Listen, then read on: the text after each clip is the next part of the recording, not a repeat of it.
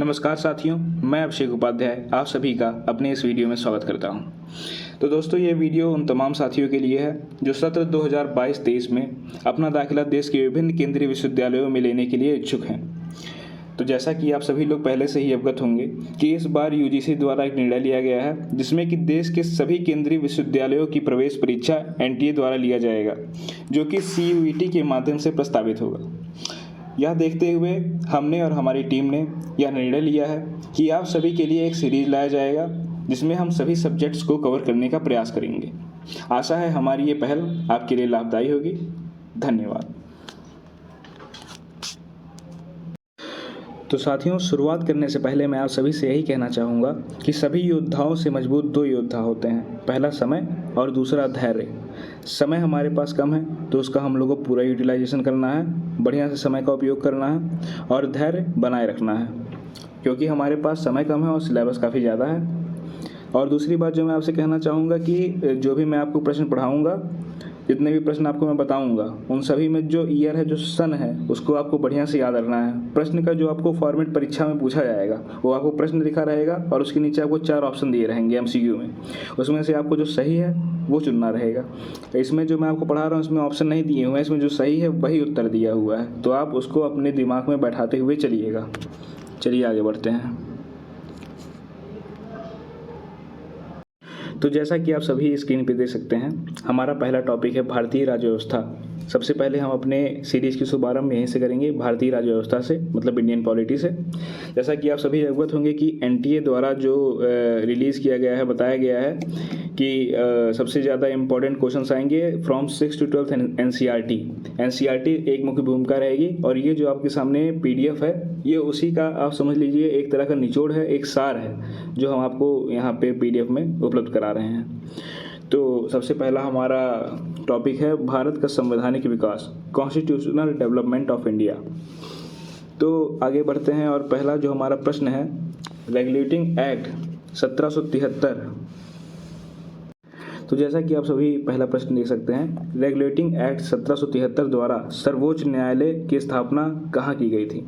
तो हमारा उत्तर है कलकत्ता में 1774 में। और इस सर्वोच्च न्यायालय की जो हमारे मेन जज थे उनका नाम था सर एलिजा एम्फे। तो इसके बाद हम लोग दूसरे प्रश्न पे चलते हैं। हमारा दूसरा प्रश्न है, भारतीयों को भारत के प्रशासन में भाग लेने का अधिकार किस अधिनियम के द्वारा प्राप्त हुआ था? तो इसका हमारा उत्तर है चार्टर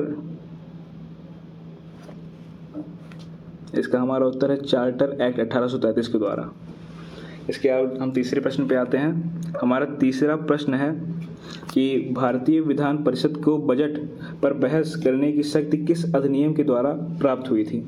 तो इसका उत्तर है भारत परिषद अधिनियम 1892। जैसा कि आप सभी लोग स्क्रीन पे देख सकते हैं, भारत परिषद अधिनियम 1892। इसके बाद हम अपने चौथे प्रश्न पे आते हैं। तो हमारा चौथा प्रश्न, जैसा कि आप सभी देख सकते हैं, केंद्रीय विधानमंडल सर्वप्रथम किस अधिनियम के द्वारा द्विसदनीय बाईकैमरल बनाया गया था? तो इसका हमारा उत्तर है 1919 के भारत शासन अधिनियम के द्वारा हमारा जो विधानमंडल था उसको द्विसदनीय बाईकैमरल बनाया गया था। इसके बाद हम लोग 5वें प्रश्न पे चलते हैं, जो कि है भारत के राष्ट्रपति को अध्यादेश ऑर्डिनेंस निर्गत करने की शक्ति मूलतः किस अधिनियम से प्रेरित है?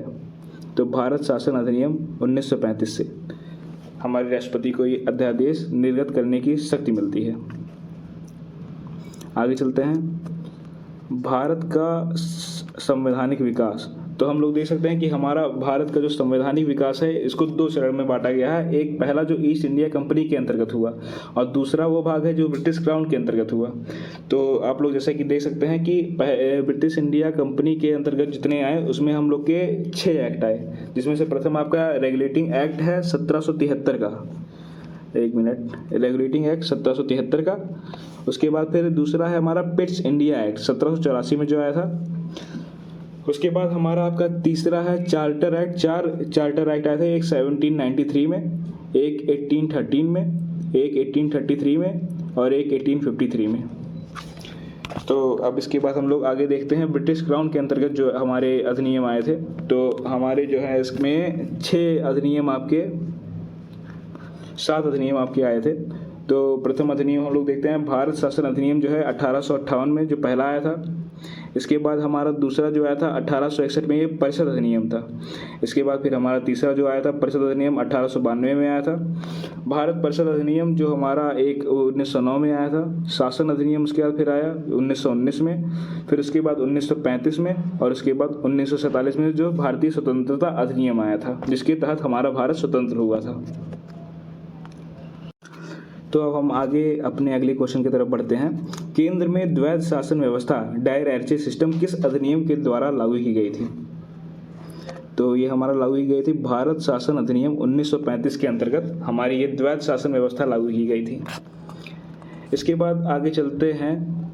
तो साथियों, नोट्स आप सभी बनाते रहिएगा, क्योंकि आपके जो खुद के बनाए हुए नोट्स हैं वही आपको हेल्प करेंगे। पीडीएफ हम लोग हालांकि प्रोवाइड करा दिया जाएगा, आपको नीचे लिंक में टेलीग्राम चैनल मिल जाएगा, उसमें हम लोग सारे नोट्स अपलोड कर देंगे। जितने भी ये पीडीएफ हैं सब आपको अपलोड मिल जाएंगे। फिर भी आप लोग खुद से बनाते रहिएगा नोट्स। तो इसके बाद हम लोग अपने अगले प्रश्न पे चलते हैं। ब्रिटिश भारत में किस अधिनियम में संघीय शासन का प्रावधान था? तो इसका उत्तर है हमारा भारत शासन अधिनियम 1935, जो हम लोग का 1935 में आया था अधिनियम। उसमें हम लोग को ये प्रावधान था संघीय शासन का। अब हम लोग आगे चलते हैं।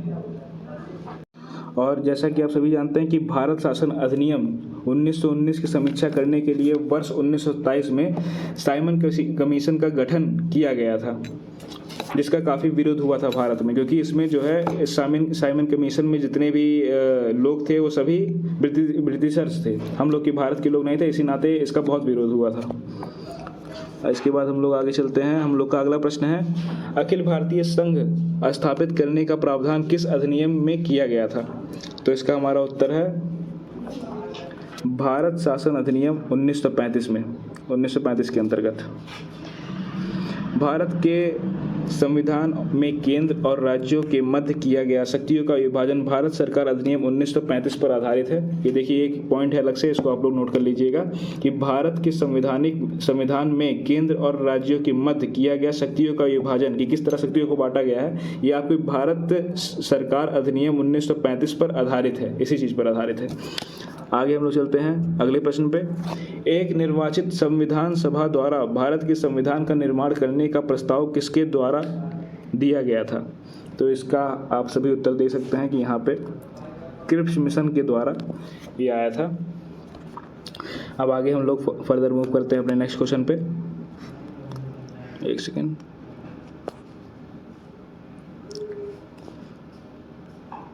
भारतीय संविधान सभा का गठन किसके अंतर्गत किया गया था?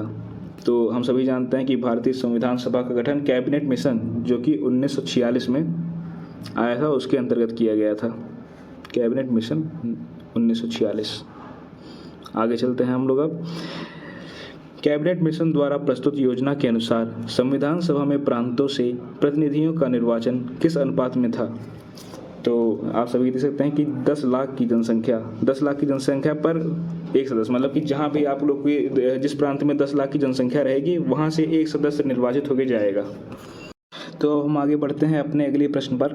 भारतीय संविधान का निर्माण करने वाली संविधान सभा के सदस्यों का चुनाव किसके द्वारा किया गया था? तो हम सभी जानते हैं कि विभिन्न प्रांतों की विधान सभाओं के द्वारा किया गया था।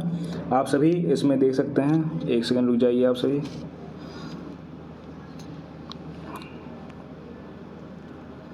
ये विभिन्न प्रांतों की विधानसभाओं के द्वारा। इसके आगे हम लोग बढ़ते हैं। हमारा जो है अंतरिम सरकार के बारे में बताया गया है।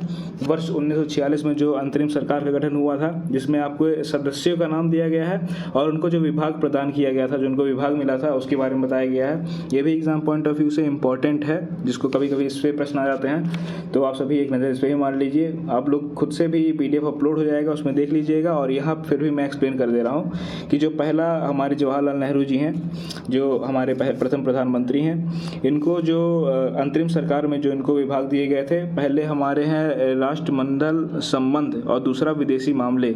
इनको दो विभाग सौंपे गए थे।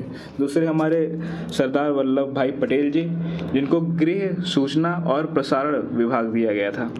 तीसरे नंबर पे आते हैं हमारे डॉक्टर राजेंद्र प्रसाद जी, जिनको खाद्य एवं कृषि ये विभाग प्रदान किया गया था। चौथे नंबर पे जॉन मथाई, जिनको उद्योग एवं नागरिक आपूर्ति ये विभाग सौंपा गया था। जगजीवन राम जी को श्रम विभाग सौंपा गया था।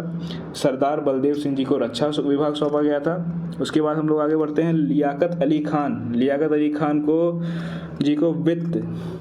वित्त विभाग सौंपा गया था और सी राजगोपालाचारी जी को शिक्षा एवं कला विभाग सौंपा गया था। और अब हम लोग आगे बढ़ते हैं तो अगला प्रश्न है हमारा कि भारत की संविधान सभा की पहली बैठक कब हुई थी। तो आप सभी जानते हैं मित्रों कि भारत की विधानसभा की पहली बैठक 9 नवंबर 1946 को की गई थी। ये सब हम लोग के कॉमन प्रश्न हैं, ये हम लोग पहले से ही पढ़े हुए हैं, क्योंकि हम लोग 12th तक में ये सब चीज़ें कॉमन रहती हैं। और आगे आते हैं। भारतीय संविधान का प्रथम प्रारूप first draft sir BN Rao द्वारा तैयार किया गया था।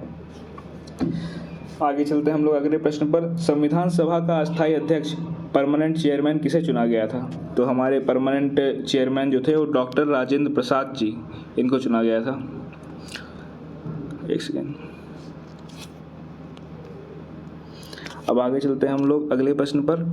तो संविधान सभा में पंडित नेहरू द्वारा उद्देश्य प्रस्ताव कब प्रस्तुत किया गया था। ये प्रश्न इस बार UP SSC पेट में पूछा गया था कि किसके, मतलब इसमें पूछा गया था किसके द्वारा किया गया था, मतलब कौन था, लेकिन इसमें तिथि पूछी गई है कब प्रस्तुत किया गया था। तो तिथि है आपकी 13 दिसंबर 1946। ये भी आप लोग याद रखिएगा। और पंडित नेहरू द्वारा किया गया था, ये भी आप लोग याद रखिएगा। उद्देश्य प्रस्ताव। हम लोग आगे बढ़ते हैं। नेहरू द्वारा प्रस्तुत उद्देश्य प्रस्ताव संविधान सभा में कब स्वीकृत हुआ था। इसकी स्वीकृति तिथि भी आप लोग याद रखिए, 22 जनवरी 1947 को इसको स्वीकृति मिली थी। तो आप लोग देख सकते हैं कि उद्देश्य प्रस्ताव जो है हमारा वो नेहरू जी द्वारा प्रस्तुत किया गया था 13 दिसंबर 1946 को। और उसके बाद आप सभी देख सकते हैं कि उद्देश्य प्रस्ताव को जो संविधान सभा में स्वीकृति मिली थी वो 22 जनवरी 1947 को मिली थी। अब अगले क्वेश्चन पे चलते हैं। भारतीय संविधान के निर्माण काल में संविधान सभा के कुल कितने अधिवेशन हुए थे। तो आप सभी देख सकते हैं कि 12 अधिवेशन संविधान के निर्माण में संविधान सभा में कुल 12 अधिवेशन हुए थे। आगे चलते हैं अगले प्रश्न पर। भारतीय संविधान के निर्माण में संविधान सभा को कितना समय लगा। तो आप सभी देख सकते हैं 2 वर्ष 11 माह और 18 दिन का समय लगा था। अब आगे चलते हैं अगले प्रश्न पर। भारतीय संविधान सभा के संवैधानिक सलाहकार कौन थे। तो संवैधानिक सलाहकार सर BN राव जी थे। आप लोग BN राव जी के बारे में ऊपर भी अभी एक प्रश्न था, एक सेकेंड। आप सभी देख सकते हैं कि जो फर्स्ट ड्राफ्ट था वो भी सर BN राव जी द्वारा तैयार किया गया था। और यहाँ पे आपका है कि संवैधानिक सलाहकार कौन थे, तो वो भी BN राव जी थे। तो BN राव जी जो है संवैधानिक सलाहकार, और इन्हीं के द्वारा जो है संविधान का प्रथम प्रारूप तैयार किया गया था। हम लोग आगे चलते हैं। भारत की संविधान सभा के वर्तमान रूप में राष्ट्रीय ध्वज को कब अपनाया। भारत की संविधान सभा ने वर्तमान रूप में राष्ट्रीय ध्वज को कब अपनाया। तो इसका आपका उत्तर है 22 जुलाई 1947 को। ये है आपका उत्तर 22 जुलाई 1947 को। सभी डेटों को आप लोग याद करिएगा, सभी जितनी भी तिथियां आपको बताई जा रही हैं उनको अपने दिमाग में बैठाते चलिएगा। आगे चलते हैं। संविधान सभा की प्रथम बैठक की अध्यक्षता डॉक्टर सच्चिदानंद सिन्हा अस्थायी अध्यक्ष थे, ये इन्होंने की थी। अब आगे हम लोग अपने अगले प्रश्न पर बढ़ते हैं। तो भारत का संविधान कब स्वीकार किया गया था। तो 26 नवंबर 1949।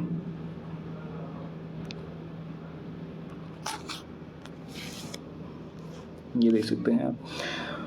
अगला प्रश्न है। भारतीय संविधान पूर्णतः कब लागू हुआ था। तो पूर्णतः लागू हुआ था 26 जनवरी 1950, मतलब कि स्वीकार कर लिया गया था 26 नवंबर 1949 को, लेकिन उसका जो हम लोग क्या बोलते हैं पूर्णतः लागू हुआ था 26 जनवरी 1950 को हुआ था। तो अब आगे आप सभी देख सकते हैं कि हम लोग का अगला जो है संविधान सभा कॉन्स्टिट्यूएंट असेंबली के बारे में है। तो 9 दिसंबर 1946 को संविधान सभा की प्रथम बैठक हुई, जिसमें सच्चिदानंद सिन्हा को अस्थायी अध्यक्ष तथा 11 दिसंबर 1946 को डॉक्टर राजेंद्र प्रसाद को अस्थायी अध्यक्ष चुना गया। तो आप यहाँ पे देख सकते हैं जो चीज़ें इंपॉर्टेंट हैं उनको आप नोट करते चलिएगा। कि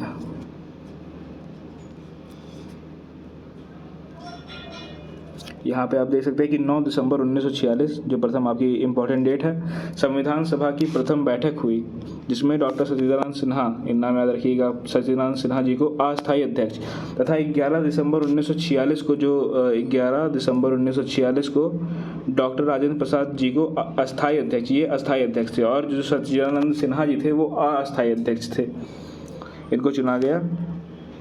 अब आगे आप देखिए, संविधान निर्माण का प्रारंभ 13 दिसंबर 1946 को पंडित जवाहरलाल नेहरू द्वारा प्रस्तुत उद्देश्य प्रस्ताव, जो ऑब्जेक्टिव रेजोल्यूशन जिसके बारे में आपने पहले पढ़ा, तो आप सभी देख सकते हैं संविधान निर्माण का प्रारंभ 13 दिसंबर 1946, कब? 13 दिसंबर 1946 को पंडित जवाहरलाल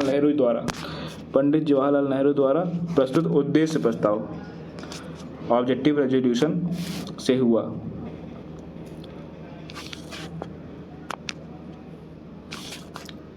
और इसके बाद आप आगे देख सकते हैं कि जिसे 22 जनवरी 1947 को सर्वसम्मति से स्वीकार कर लिया गया।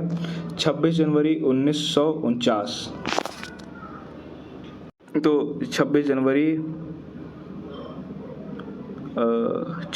1950 को भारतीय संविधान अंगीकृत अडॉप्ट किया गया, जबकि 26 जनवरी 1950 को इसे पूर्णतः लागू किया गया। मतलब कि ये बन के तैयार हो गया था 26 नवंबर 1949 को ही, लेकिन उसके बाद 26 जनवरी 1950 को इसको पूर्णतः एग्जीक्यूट किया गया। हम लोग आगे बढ़ते हैं। इसके बाद भारत का संविधान मूलतः 2 भाषाओं हिंदी और अंग्रेजी में लिखा गया था और सभी सदस्यों ने इन दोनों प्रतियों पर हस्ताक्षर किए थे। तो आप सभी देख सकते हैं कि जो दोनों भाषाएं थी हमारी, हिंदी, सबसे पहले तो हिंदी और दूसरी अंग्रेजी में लिखा गया था हमारा संविधान मूलतः। और इसके बाद आगे चलते हैं हम लोग। तो आप सभी देख सकते हैं कि 26 नवंबर 1949 को भारतीय संविधान किसके द्वारा अधिनियमित किया गया था? संविधान सभा के द्वारा अधिनियमित किया गया था। अब आगे चलते हैं। जन गण मन को भारत के राष्ट्रगान के रूप में कब अपनाया गया था? 24 जनवरी 1950 में। अब इसके आगे चलते हैं। भारत सरकार द्वारा अशोक स्तंभ को राष्ट्रीय चिन्ह नेशनल एम्बलम के रूप में कब अंगीकृत अडॉप्ट किया गया था? तो अडॉप्ट किया गया था इसको 26 जनवरी 1950। संविधान सभा की सलाहकार समिति एडवाइजरी कमेटी के अध्यक्ष सरदार वल्लभ भाई पटेल थे। ये भी आप लोग याद करिएगा, ये इंपॉर्टेंट प्रश्न है, याद रखिएगा। संविधान सभा की सलाहकार समिति जो एडवाइजरी कमेटी थी उसके अध्यक्ष सरदार वल्लभ भाई पटेल जी थे। अब आगे चलते हैं हम लोग। संविधान सभा की झंडा समिति के अध्यक्ष कौन थे? तो झंडा समिति के जो हमारे अध्यक्ष थे डॉक्टर राजेंद्र प्रसाद जी थे।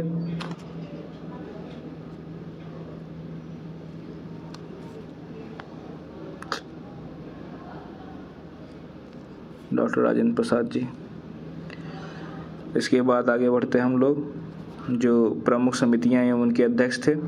ये आप लोग एक बार पीडीएफ में खुद से देख भी लीजिएगा, फिर भी मैं आप लोग के लिए एक बार थोड़ा तेजी में पढ़ देता हूँ। संघ शक्ति समिति जो थी उसके अध्यक्ष थे पंडित जवाहरलाल नेहरू जी। संघीय संविधान समिति जो थी उसके भी पंडित जवाहरलाल नेहरू जी। और प्रांतीय संविधान समिति के सरदार वल्लभ भाई पटेल जी। प्रारूप समिति डॉक्टर भीमराव अंबेडकर। मौलिक अधिकारों एवं अल्पसंख्यकों संबंधित परामर्श समिति सरदार वल्लभ भाई पटेल जी।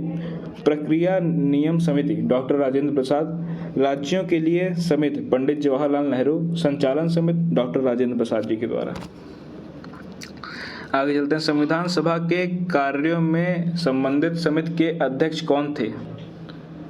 तो इनके जो अध्यक्ष थे वो जीवी मावलंकर। संविधान सभा के कार्यों से संबंधित समिति के अध्यक्ष कौन थे? वो है जीवी मावलंकर। तो आगे चलते हैं। Doctor B R. अम्बेडकर की अध्यक्षता में संविधान सभा के प्रारूप समिति में 6 अन्य सदस्य थे। तो जो 6 अन्य सदस्य थे उनके नाम है N Gopalaswami Ayyangar, doctor K M. Munshi, B M. Mishra. बाद में इनके स्थान पर एन. माधव राव, अल्लादी कृष्ण स्वामी अय्यर, सैयद मोहम्मद सादुल्ला तथा डी.पी. खेतान। बाद में इनके स्थान पर टी.टी. कृष्ण माचारी थे। संविधान सभा ने डॉक्टर बी.आर. अम्बेडकर की अध्यक्षता में प्रारूप समिति का गठन किया था। तो आप डेट दे सकते हैं कि 29 अगस्त 1947 को। अब आगे चलिए, डॉक्टर बी.आर. अम्बेडकर का संविधान सभा में निर्वाचन किस प्रेसिडेंसी से हुआ था? तो बम्बई प्रेसिडेंसी के द्वारा हुआ था 1947 से 1950, पहले बंगाल प्रेसिडेंसी से 1946-1947 में। अब आगे चलते हैं।